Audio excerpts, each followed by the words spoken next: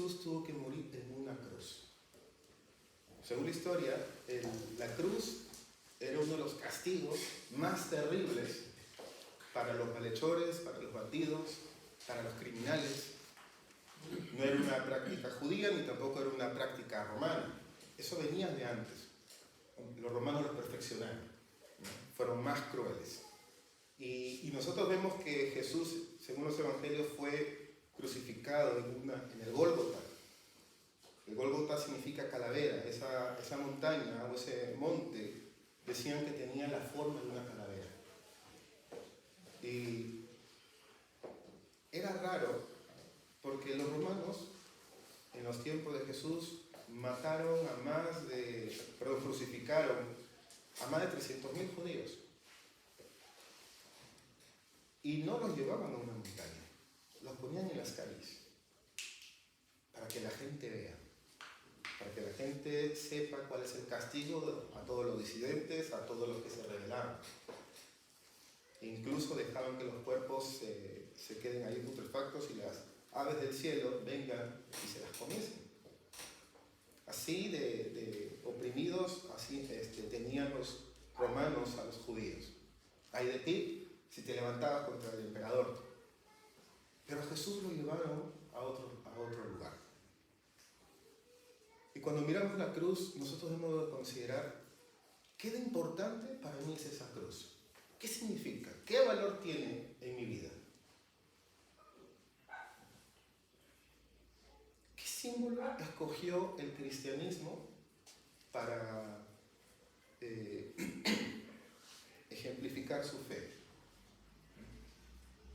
¿Ustedes han visto el símbolo del Islam? ¿Cómo es? Es una luna y con unas cosas más. Ideologías del mundo también tienen sus símbolos. Y el cristianismo también tiene su símbolo. Y no es el pescadito que tenemos algunos en nuestros coches, ¿no? No es el pesebre que ponemos en Navidad una vez al año. Ni tampoco es el trono, ni las palmeras, ni tantas cosas que salen en la Biblia. Es la cruz. ¿Por qué la cruz? ¿Por qué la cruz? ¿Por qué Jesús tuvo que morir por mí en una cruz? Mira, C.S. Lewis, el creador de las Crónicas de Narnia, según los ingleses, uno de los hombres más eruditos de su tiempo, él decía esto: si Dios existe, Él no es el tipo de cosa sobre la cual uno puede estar moderadamente interesado. Escucha. Dios no es el tipo de cosa sobre la cual uno puede estar moderadamente interesado. Si Dios no existe, entonces no hay ningún problema, no hay ninguna razón para que nos interese. Sin embargo, si Dios existe, no hay cosa más interesante, no solo eso, sino la preocupación máxima de nuestra propia existencia sería cómo relacionarnos correctamente con este ser sobre el cual depende todo aspecto de ella. Y a veces nosotros podemos vivir como que, bueno, Dios está ahí, ¿no?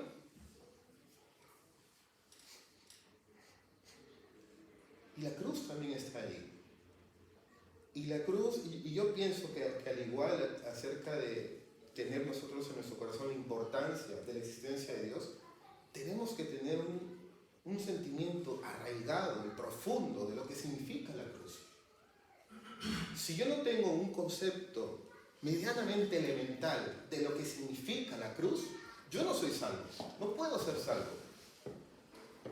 Y tampoco si yo no tengo un concepto, si ya soy salvo, soy cristiano, he rendido mi vida a Jesús, si yo no tengo un concepto acerca elemental o moderado, o voy interesándome en lo que ha significado la cruz, el problema en mi vida es que yo no voy a crecer, no voy a madurar, no voy a avanzar.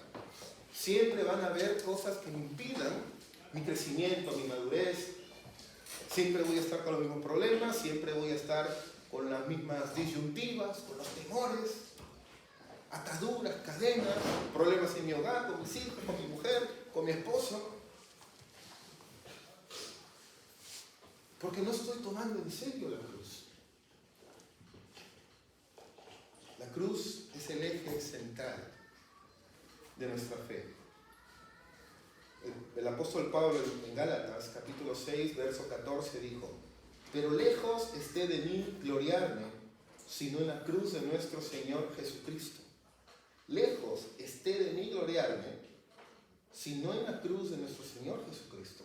Yo no me voy a gloriar en otra cosa.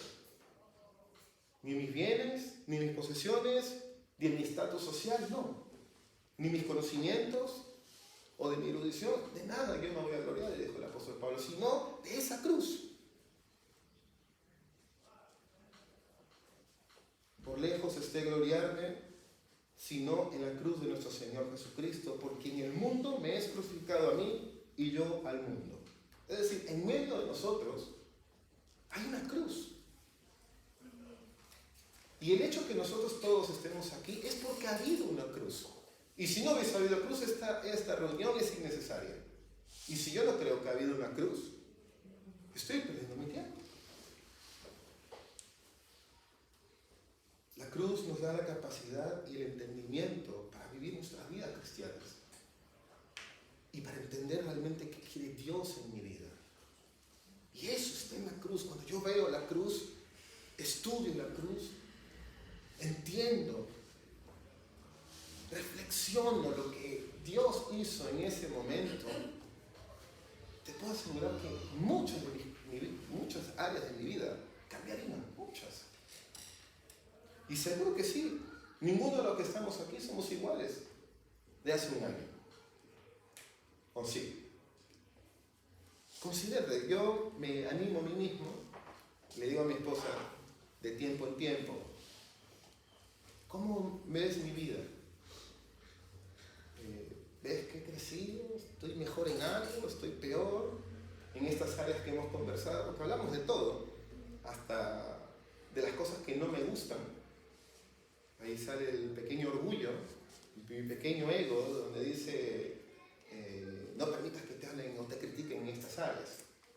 Pero yo me tengo que someter al Señor, y quién mejor que mi esposa para decirme lo mal que estoy, ¿no?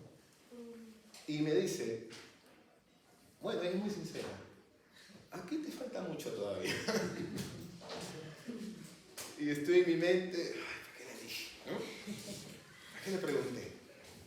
Pero luego me toca a mí, también le digo yo, ¿no? Y la esperanza que tengo y el confort que me da el Señor es que cuando yo la escucho y veo su palabra, veo que Dios ha cambiado algo. Pasito a pasito, vamos creciendo, vamos mejorando, vamos madurando. Y estoy seguro que tú, al igual que yo, no eres perfecto. Pero esa cruz hace que yo pueda avanzar y que yo pueda tener esperanza. Que yo pueda seguir creciendo. Que yo pueda seguir madurando y que yo pueda entender que mi proceso es lento.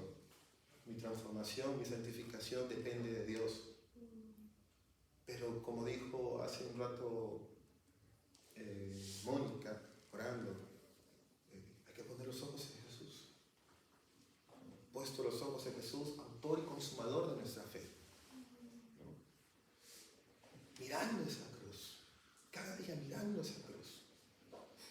El Evangelio dice, y llevándole tomaron a cierto Simón de Cirene, que venía del campo, y le pusieron encima la cruz que llevaba tras Jesús. Y le seguía gran multitud del pueblo, y mujeres que lloraban hacían lamentación por él.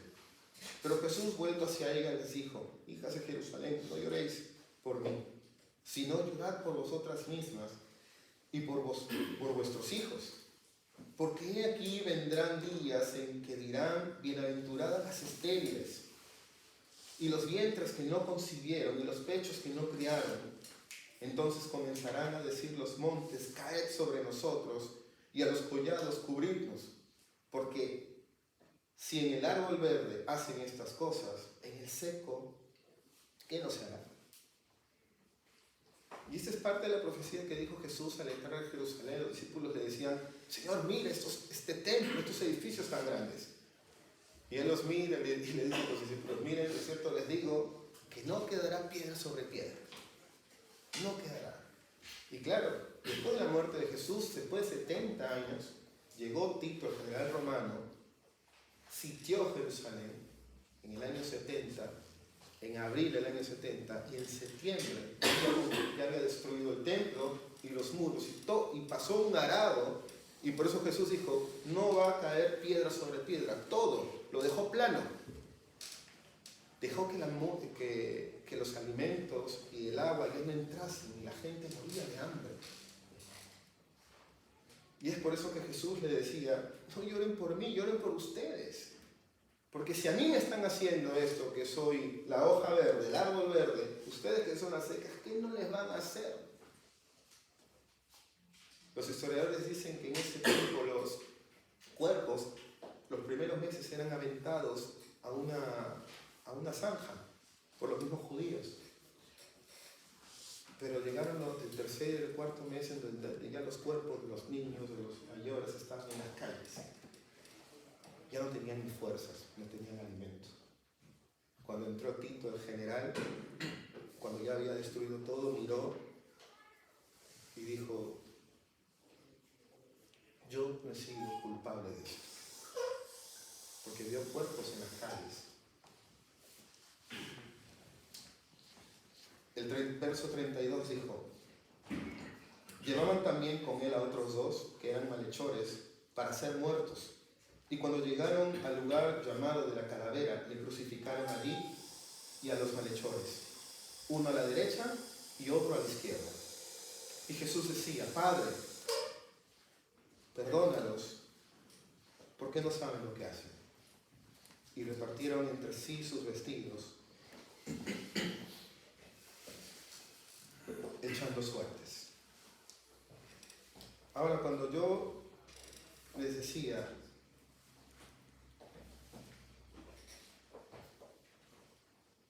¿cómo hay que entender esa cruz? Lo primero que también nosotros, debemos entender qué es el pecado. ¿Por qué Jesús murió en una cruz? ¿Por qué esa cruenta muerte? ¿Por qué de esa manera? Claro, nosotros tenemos que entender qué es el pecado para entender por qué la cruz. Isaías, Dios en Isaías capítulo 59, él ya decía esto, no se ha cortado la mano de Dios para salvar, no se ha cortado, Dios siempre está dispuesto para ayudar, para salvar y corregir, pero hay un problema, sus pecados, los vuestros pecados hacen una separación entre Dios y ustedes.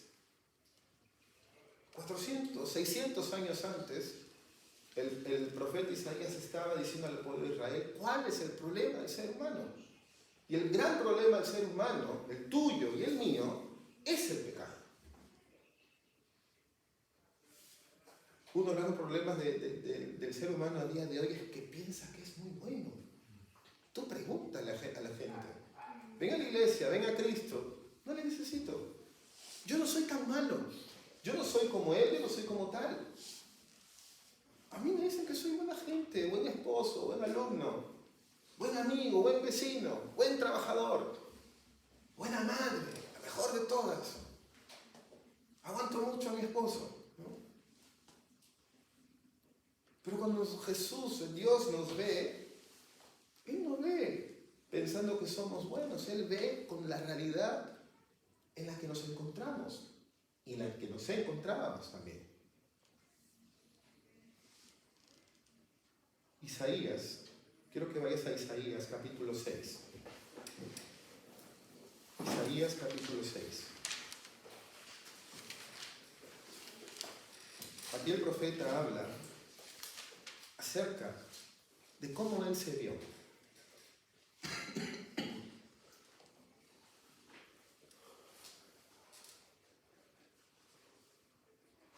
Y él decía así, en el año que murió el rey Usías, escucha, en el año que murió el rey Usías, vi yo al Señor sentado sobre un trono alto y sublime, y sus faldas llenaban el templo.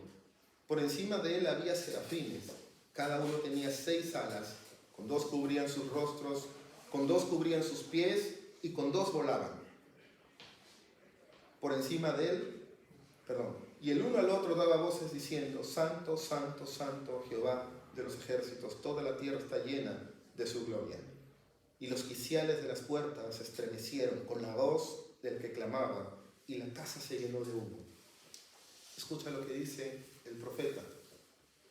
Ay, entonces dije: ay de mí, que soy muerto, porque siendo hombre inmundo de labios y habitando en medio de pueblo que tiene labios inmundos, han visto mis ojos al Rey, Jehová de los ejércitos. ¿Qué clase de vida tenía un profeta? El profeta era un hombre enviado por Dios a comunicar al pueblo lo que él quería que dijese. No era cualquiera. Era un hombre que de alguna manera llevaba una vida intachable, irreprensible. Pero él, cuando tiene esa visión de la santidad de Jesús, de la santidad de Dios, él dice: ay de mí, porque he visto al Santo. Y cuando tú estás enfrente de Jesús, cuando tú te acercas más a la santidad de Jesús, lo que tú vas a ver es que tú y yo somos nada, pecadores inmundos. ¿Quién antes ha estado, seguro que sí, han estado delante de una chimenea? ¿Sí? Imagínate, yo estoy aquí, la chimenea está donde está Verónica. ¿El calor me da? Poco. ¿Y si yo me acerco? Más. Y si yo me acerco y llego hasta donde está ella y me pongo delante de ella, ¿puedo estar delante de ella todo el tiempo de la chimenea? No, ya me quema. Me doy cuenta de dónde estoy, delante de quién estoy. Lo mismo pasa con la presencia de Dios. Cuando yo estoy acercándome a la presencia de Dios, cuando yo estoy intentando entrar en su presencia, yo me tengo que dar cuenta de ese calor.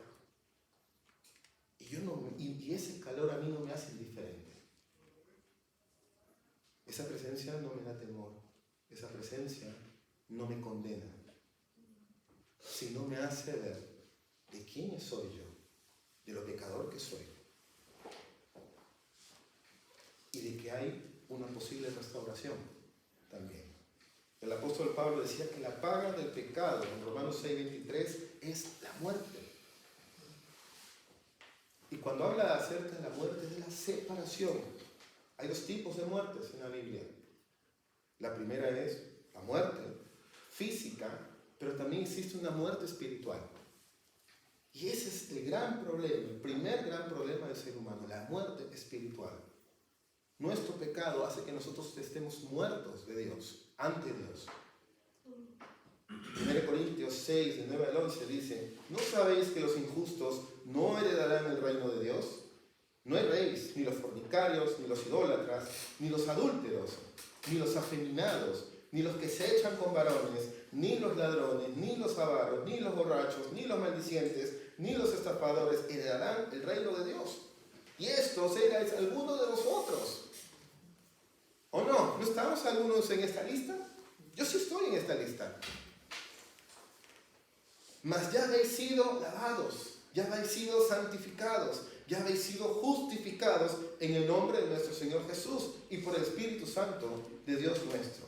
Efesios 1, del 7 al 8 dice que en Cristo es en quien tenemos redención por su sangre, el perdón de pecados según las riquezas de su gracia, que hizo sobreabundar con nosotros en toda sabiduría e inteligencia. Jesús en la cruz estaba diciendo: Padre, perdónalos, porque no saben lo que hacen.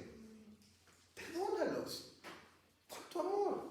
¿Cuánta riqueza tenía para derramar en ese tiempo, en ese momento tan difícil? Colosenses 1, 13 al 14 dice: el cual, hablando de Cristo, nos ha librado de la potestad de las tinieblas y ha trasladado al reino de su amado Hijo, en quien tenemos redención por su sangre, el perdón de pecados. Cuando yo entiendo qué es la cruz, yo tengo que entender en primer lugar lo que significa y qué hay en esa cruz. Y lo primero que hay es que hay perdón. Hay perdón. yo no puedo tener una relación con Dios si antes yo no he sido perdonado por Él. Si antes yo no me he arrepentido y no he entendido mi pecaminosidad, mi pecado, lo extraviado que estaba. Pero ¿por qué Dios está molesto conmigo? Mira lo que dice Romanos capítulo 1. Vamos a leerlo. ¿No es un Dios de amor? ¿No es un Dios que perdona? ¿Por qué se lo toma tan en serio? El apóstol Pablo dice, verso 18, porque la ira de Dios se revela desde el cielo contra toda impiedad e injusticia de los hombres que detienen la injusticia, la verdad, con justicia la verdad. Porque lo que de Dios se conoce les es manifiesto, pues Dios se lo manifestó, porque las cosas invisibles de Él, su eterno poder y deidad, se hacen claramente visibles desde la creación del mundo, siendo entendidas por medio de las cosas hechas, de modo que no tienen excusa. Pues habiendo conocido a Dios, no le glorificaron como a Dios ni le dieron gracias, sino que se envanecieron en sus razonamientos y su necio corazón fue entenebrecido. Profesando ser sabios, se hicieron necios y cambiaron la gloria de Dios incorruptible en semejanza de imagen de hombre corruptible, de aves, de cuadrúpedos, de reptiles, por lo cual también Dios los entregó a la inmundicia en las concupiscencias de sus corazones, de modo que deshonraron entre sí sus propios cuerpos, ya que cambiaron la verdad de Dios por la mentira, honrando y dando culto a las criaturas antes que al Creador. Por eso Dios los entregó a pasiones vergonzosas, pues aún sus mujeres cambiaron el uso natural porque es de contra naturaleza, y de igual modo también los hombres, dejando el uso natural de su mujer, se encendieron en lascivia unos con otros, cometiendo hechos vergonzosos, hombres con hombres, y recibiendo en sí mismos la retribución debida a su extravío. Y como ellos no aprobaron tener en cuenta a Dios, Dios los entregó una mente reprobada para hacer cosas que no convienen, estando atestados de toda injusticia, fornicación, perversidad, avaricia, maldad, llenos de envidia, homicidios, contiendas, engaños y malignidades, murmuradores, detractores, aborrecedores de Dios, injuriosos, soberbios, altivos, inventores de males. Esa es muy buena. Inventores de males, así somos. Desobedientes a los padres, necios, desleales, sin afecto natural, implacables, sin misericordia, quienes habiendo entendido el juicio de Dios, que los que practican tales cosas son dignos de muerte. No solo los que las hacen, sino que también se complacen con los que las practican. El apóstol Pablo miraba el escenario de Roma en ese tiempo y no es igual a día de hoy. Parece que el apóstol Pablo estuviese leyendo lo que está sucediendo en nuestra sociedad. Sigue siendo lo mismo. Y es por eso que Dios tenía que enviar a Jesús. Porque la gente, todo el mundo, tú y yo incluidos, decíamos, no necesito a Dios. Yo soy bueno. Y lo hermoso del Evangelio es que Dios no nos paga. No nos paga como merecemos. La Biblia dice que de tal manera amó Dios al mundo, y ese versículo lo sabemos todos, que envió a su Hijo unigénito para que todo aquel que cree en Él no se pierda, mas tenga vida eterna. ¿Por qué? Porque Dios no envió a su Hijo para condenar al mundo, sino para que el mundo fuese salvo por medio de Él. Por eso estuvo esa cruz, para que yo encuentre el perdón de Dios. Para que yo al mirar esa cruz pueda entender que Dios está haciendo un esfuerzo enviando a su Hijo para que yo me interese y me dé cuenta quién soy. A veces nosotros caminamos por aquí, por el filo y no nos damos cuenta. Y siempre estamos a veces caminando al borde y no nos damos cuenta. Pero cuando venimos a Cristo nos hemos dado cuenta de que cómo hemos estado viviendo. Pero cuando venimos a Cristo y también dejamos la cruz, volvemos a ese borde, pensando que, bueno, yo soy lo suficientemente capaz de dirigir mi vida. Yo soy lo suficientemente sabio para gestionar mi economía. Yo no necesito a mi esposa. Y es por eso que vienen muchos problemas en el hogar. Porque no entiendo la cruz. Porque la dejo de lado. Hace un momento Mónica hablaba acerca del reino, que Dios reina en nuestras vidas. Y nosotros tenemos que identificar siempre quién está reinando mi hogar, quién está reinando mi vida, quién está reinando en mi economía, quién está reinando en mi vida espiritual. Quizás ese es otro tema, pero cuando yo no tengo puestos los ojos en la cruz, el reino de Joel se levanta y solamente le digo a Dios, oye, cuando te necesite, ven por favor, límpiame aquí, arréglame allá, y cuando ya lo hayas hecho, bye bye, gracias, ya el resto me encargo yo.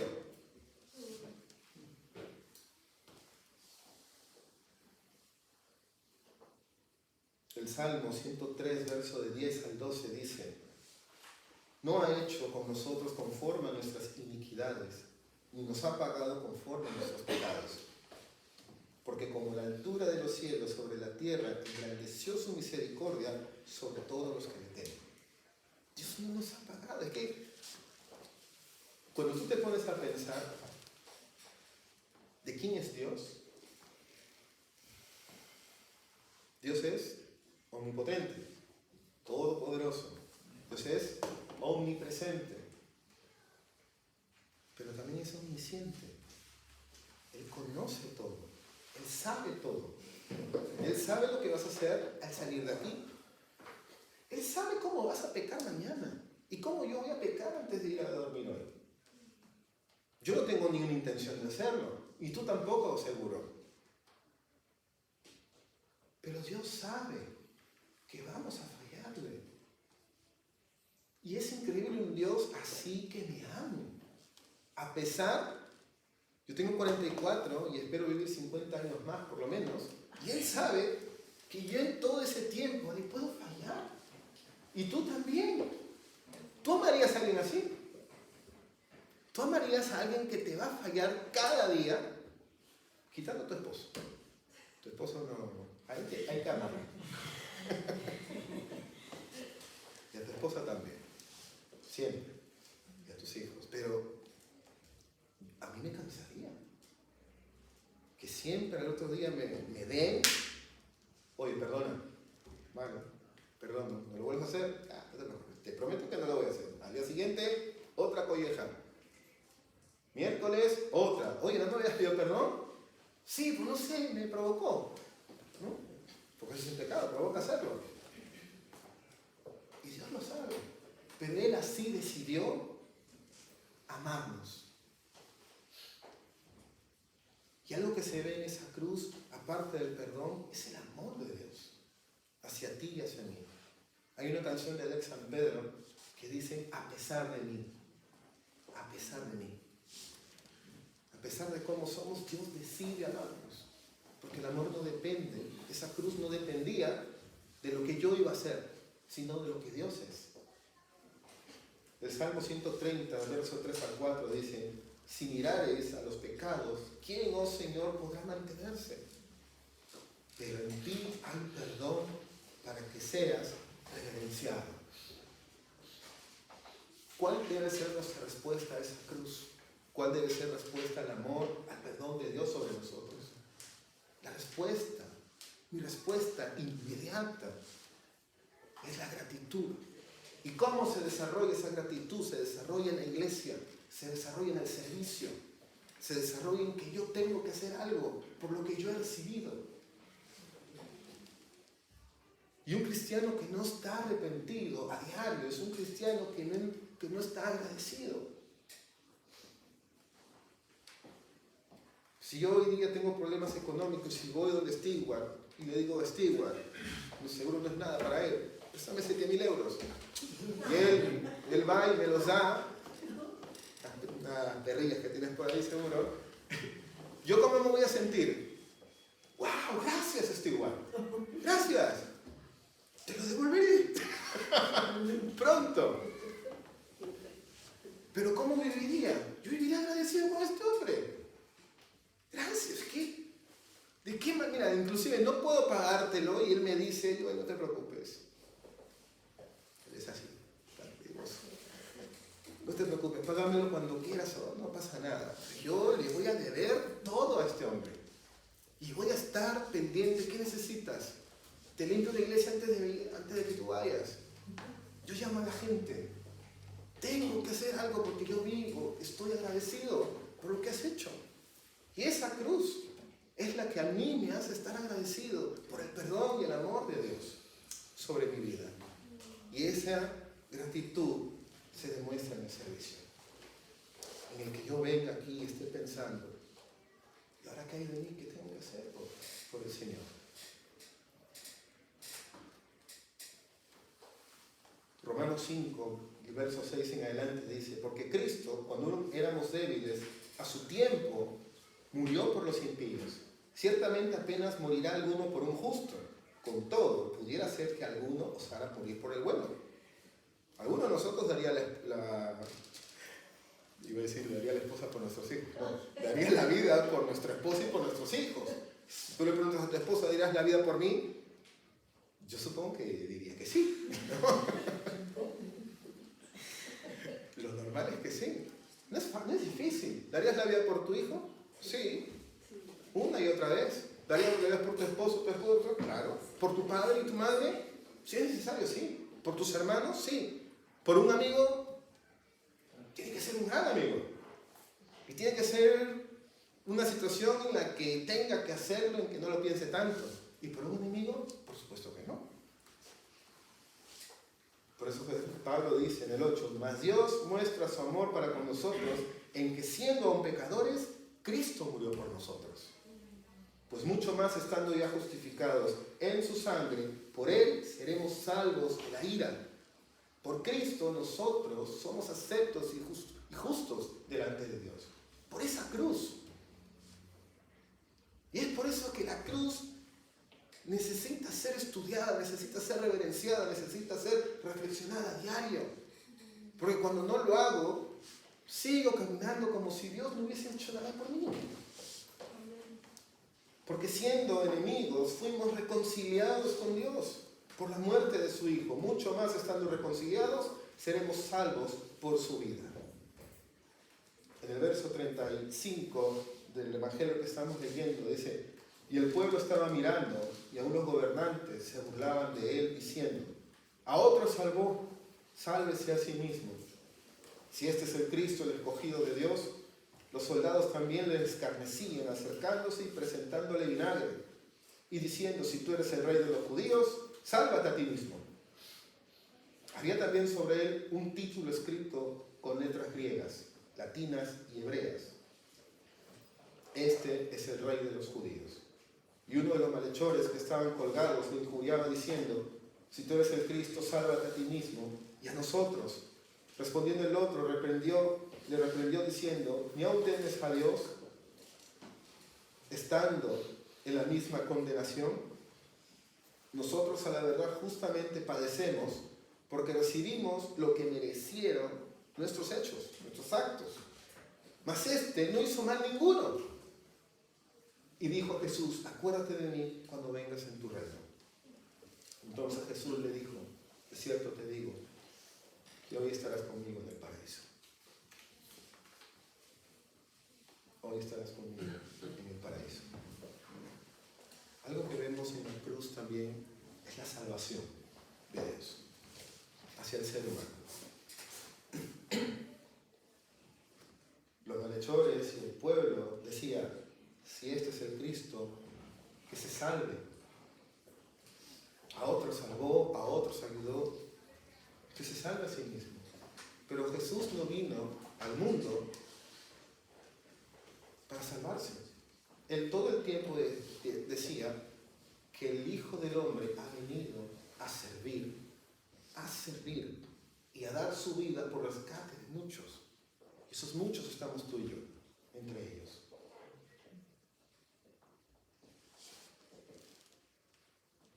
Hay un curso en verdades fundamentales, que es el primero, seguro alguno de ustedes lo ha tomado, que habla acerca del nuevo nacimiento.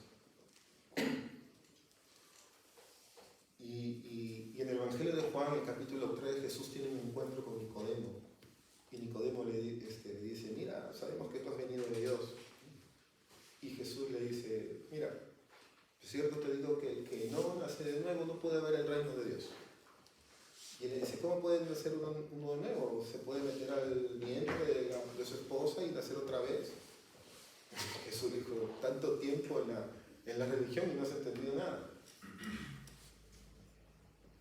Y este curso, que es bíblico, nos habla de que nosotros, al ser salvos, hemos nacido de nuevo. ¿Cuándo? Cuando nos hemos arrepentido, hemos pedido perdón y hemos pedido que Jesús entre a nuestros corazones. Desde el momento el Espíritu Santo entra en nosotros. Es un momento increíble. No se sabe cómo sucede. Pero la Biblia dice que el Espíritu Santo da testimonio a nuestro espíritu de que somos hijos de Dios. ¿Cuándo? Cuando sucede ese nuevo nacimiento.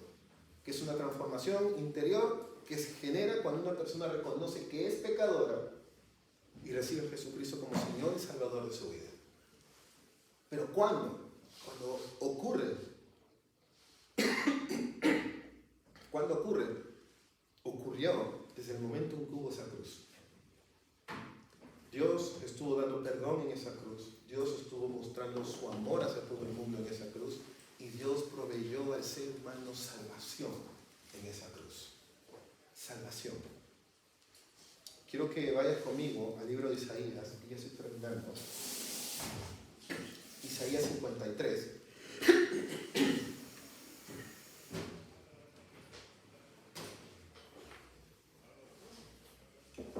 Isaías 53. Dice así, lo voy a leer en la Nueva Traducción Viviente. ¿Quién ha creído nuestro mensaje? ¿A quién ha revelado el Señor su brazo poderoso? Mi siervo, hablando de Cristo, Isaías está hablando de Jesús y cómo iba a ser esa semana su vida. Verso 2. Mi siervo creció en la presencia del Señor como un tierno brote verde, como raíz en tierra seca. No había nada hermoso ni majestuoso en su aspecto, nada que nos atrajera hacia Él. Fue despreciado y rechazado, hombre de dolores, conocedor del dolor más profundo. Nosotros le dimos la espalda y desviamos la mirada. Fue despreciado y no nos importó. En la versión que ustedes tienen dice, varón de dolores, experimentado en quebranto. Jesús sabe lo que es el sufrimiento. Jesús sabe lo que es el dolor. Pero el libro de Hebreos dice que no tenemos un sumo sacerdote que no se compadece, sino que sí entiende nuestro sufrimiento. Y cuando nosotros tenemos la cruz delante, siempre, nosotros podemos afrontar el sufrimiento. Podemos afrontar el dolor. Podemos afrontar las dudas, las disyuntivas, la tristeza. Porque hemos sido entrenados por Dios. Porque tenemos el Espíritu Santo. Y Él nos capacita a poder enfrentar todas esas cosas en nuestra vida.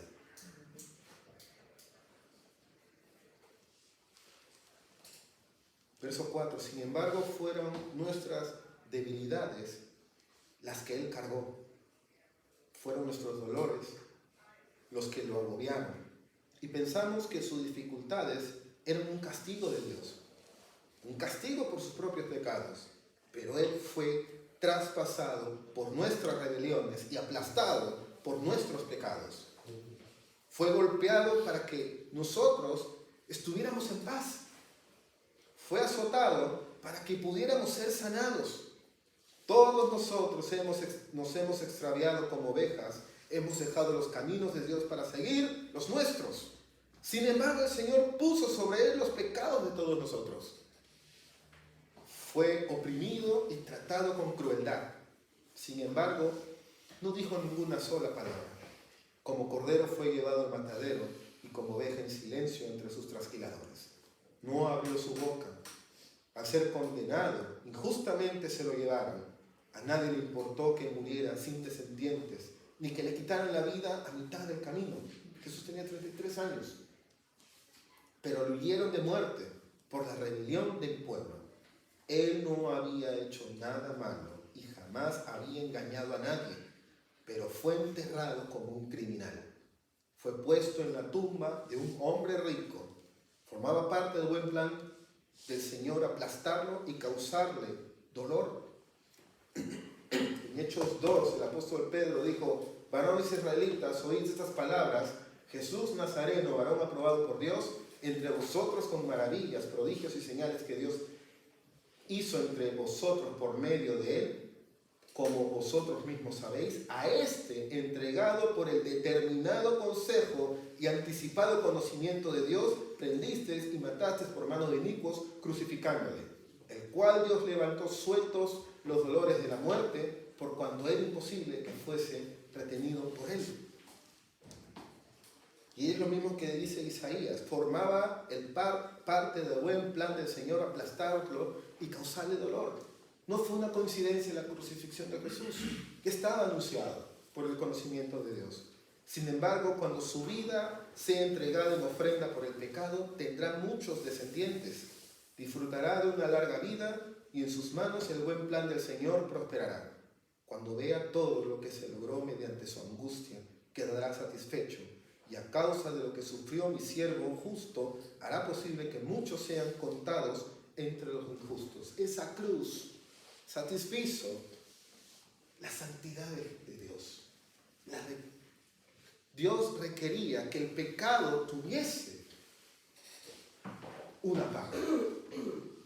Romanos 7:23 dice que la paga del pecado es la muerte. Y todos teníamos ese salario.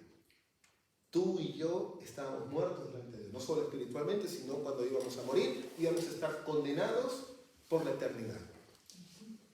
Esa era nuestra paga. La muerte en la cruz de Jesús complació la santidad de Dios, porque Él fue perfecto.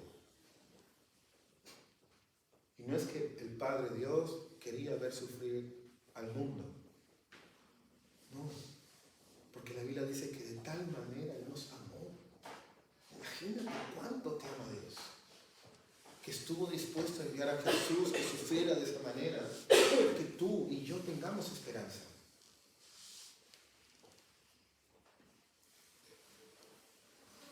Cuando vea, verso 11, cuando vea que todo lo que se logró mediante su angustia quedará satisfecho, y a causa de lo que sufrió mi siervo justo hará posible que muchos sean contados entre los justos, porque Él cargará con todos los pecados de ellos.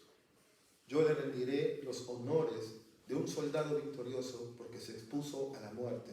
Fue contado entre los rebeldes, cargó con los pecados de muchos e intercedió por los transgresores. Un teólogo dijo esto, australiano, se llama Leon Morris. Él dijo: la redención es sustitutiva porque significa que Cristo pagó ese precio que nosotros no podíamos pagar. Ninguno de nosotros podía pagar nuestros pecados, nada. No podíamos hacer nada. Es por eso que nuestras obras no significan nada para Dios. Yo no me puedo ganar mi salvación. Yo hago obras, yo sirvo al Señor porque he sido salvo, soy salvo y estoy agradecido, y ese agradecimiento hace que yo haga algo para Dios. Pero de ninguna manera eso va a hacer de que yo sea salvo. Porque como dice, por las obras de la ley, nadie será justificado. Nadie. La justificación interpreta nuestra salvación judicialmente. Y como el Nuevo Testamento la ve, Cristo asumió nuestra responsabilidad legal, ocupó nuestro lugar. La reconciliación significa lograr que las personas se unan, removiendo el origen de la hostilidad. En este caso, la causa es el pecado, y Cristo lo quitó por nosotros. Nosotros no podíamos lidiar con el pecado. Él podía y lo hizo. Y lo hizo de tal manera que se computa a favor nuestro. Ese es el resultado de la cruz, que somos justos delante de Dios. Cuando Jesús te ve a ti, Dios te ve a ti, ve la justicia de Cristo. No ve todas las multitudes de nuestros pecados. Él ve la justicia de Jesús. Es algo maravilloso. La propiciación nos indica la eliminación de la ira divina y que Cristo ha hecho esto soportando la ira por nosotros. Nuestro pecado hizo que descendiera, Él lo sufrió. Habría un precio que pagar, Él lo pagó. Había una victoria que ganar, Él la ganó. Había un castigo que soportar, Él lo soportó. Había una sentencia que enfrentar, Él lo enfrentó. Fin de la cita.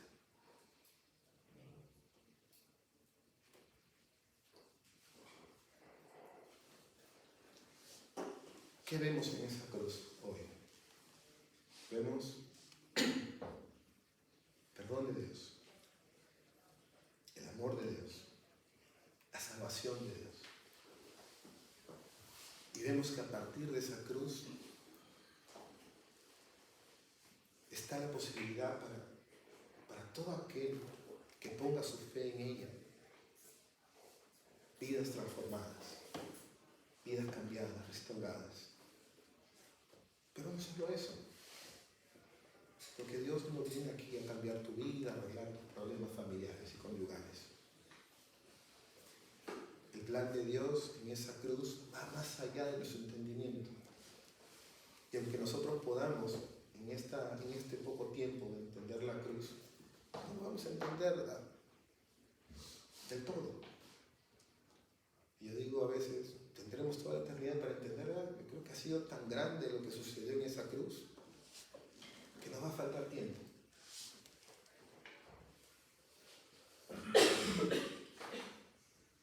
En 2 Corintios, capítulo 5, verso 17, dice: de modo que si alguno está en Cristo, nueva criatura es. Las cosas viejas pasaron, todas son hechas nuevas. Y todo esto proviene de Dios. No de ti ni de mí. Proviene de Dios, quien nos reconcilió consigo mismo con Cristo y nos dio el ministerio de la reconciliación. Que Dios estaba en Cristo reconciliando consigo al mundo, no tomándole en cuenta a los hombres sus pecados, y nos encargó a nosotros la palabra de la reconciliación. Así que somos embajadores. Somos embajadores, ¿no? Amén. En nombre de Cristo. Como si Dios rogase por medio de nosotros, os rogamos en nombre de Cristo, reconciliados con Dios. Al que no conoció pecado, por nosotros lo hizo pecado, para que nosotros fuésemos hechos justicia de Dios en él. No sé cómo estará tu vida. Cuando yo estaba haciendo esto hasta ayer, me decía, es difícil.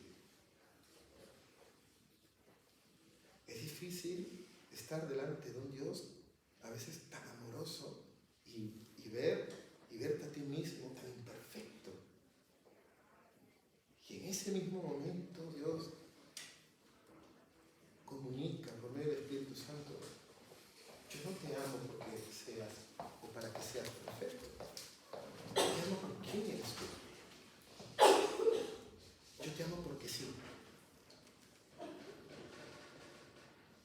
Y cuando tú y yo nos acercamos una y otra vez a la cruz, debemos tener en mente una cosa: de que esa cruz costó algo. Costó un precio.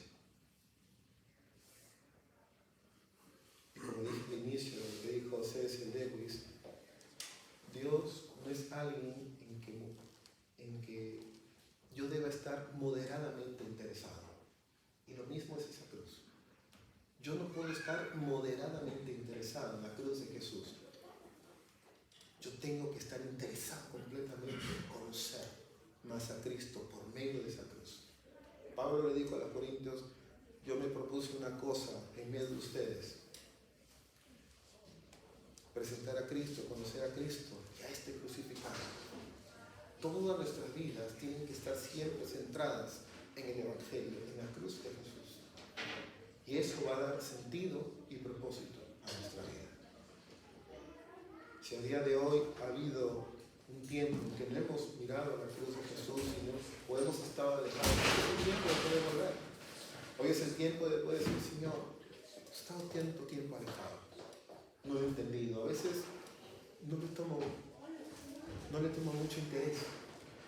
Perdóname. Iniciemos pidiendo perdón a Dios esta mañana en las oraciones. Pero yo creo que podemos seguir pidiéndole perdón porque a veces la cruz de Jesús en nuestra vida está muy olvidada. Y Jesús dijo que quiera venir en pos de mí, coja su cruz cada día y sígame. ¿Estás cogiendo tu cruz? ¿Estás siendo consciente de lo que quiere Dios para ti? ¿Cómo quieres que vivas? ¿Estás viviendo en el temor del Señor? La Biblia dice que Dios no ha venido a condenar ni a juzgarte. Ha venido para amarte, perdonarte, salvarte y hacerte ver que hay consecuencias en nuestras vidas. Y que yo no necesito ser adulto, mayor o viejo para venir a Él. Que yo puedo venir desde mi juventud, no a una religión, sino a la cruz de Jesús, que es la que va a transformar mi vida y va a dar salvación y una vida nueva. Amén. Amén. Vamos a orar. Señor bendito, gracias por este tiempo. Gracias por la oportunidad, Señor, que tú nos das de conocerte más. Padre, gracias, Señor, por tu cruz.